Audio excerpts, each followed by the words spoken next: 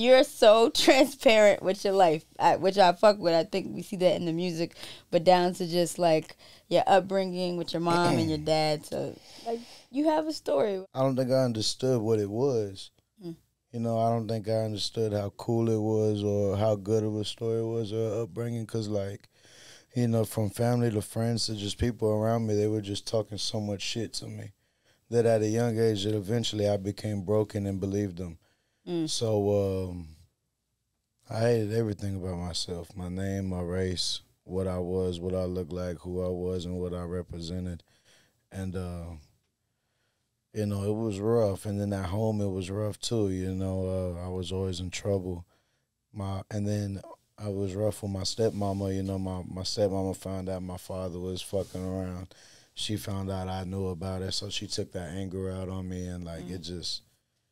I ain't get love nowhere, and I needed that when I was younger. And you know, they try to give it to me now, and it feels so foreign. But that's why I don't glorify it like that. You know, that's why it doesn't seem like anything to me. You know, that makes sense. So, what would you say was like the turning point? Because now on the records, like you make being Mexican sound like the shit. So, what was the turning point? As soon as I started dropping music. Yeah, as soon as I started being me, because I remember at first, like the beginning of my career, I was trying to be a rapper, and I remember I was like trying to look like a rapper.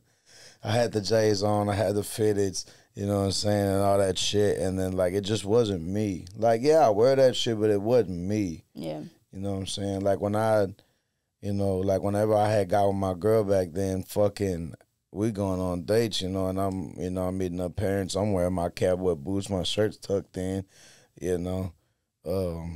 that's just what it is. It's what I am. It's who, so it's just what I feel comfortable in.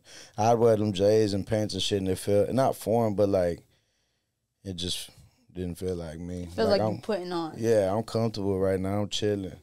I like this. And not only that, like, I don't look like I rap. And I don't look like I rap exactly, especially how I rap,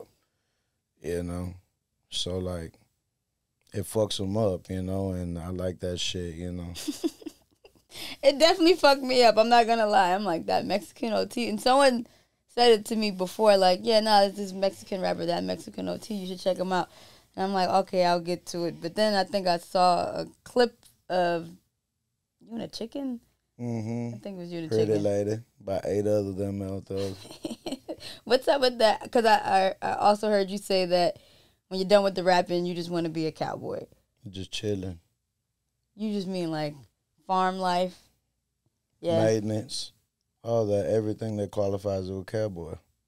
I never met anybody who wanted to be a cowboy. A lot of my family was. My Pepo Chico, he came from Mexico by the time he was 16. He was running ranches, cowboy.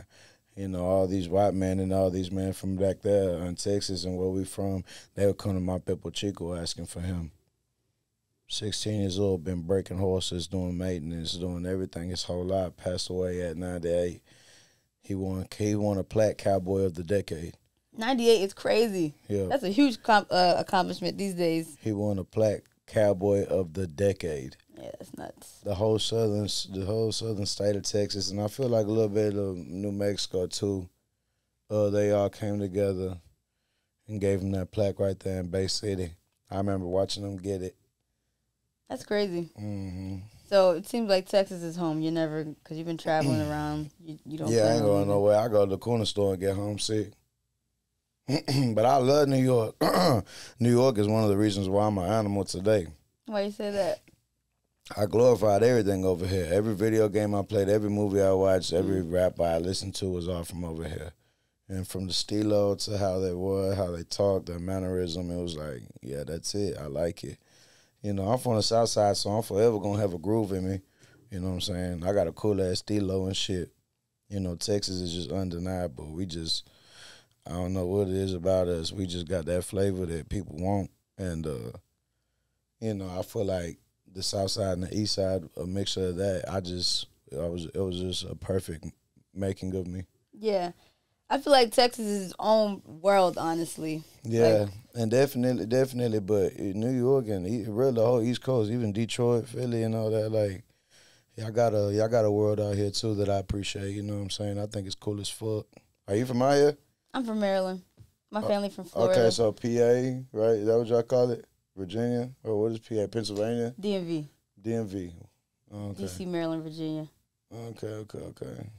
I dig it. We got a vibe though. But each city has its own thing, but because Texas is so big, it really feels like you're another world. Like you guys have your own ecosystem. Like y'all got cowboys. We don't have cowboys. Mm-hmm. Nobody's doing that. Yeah.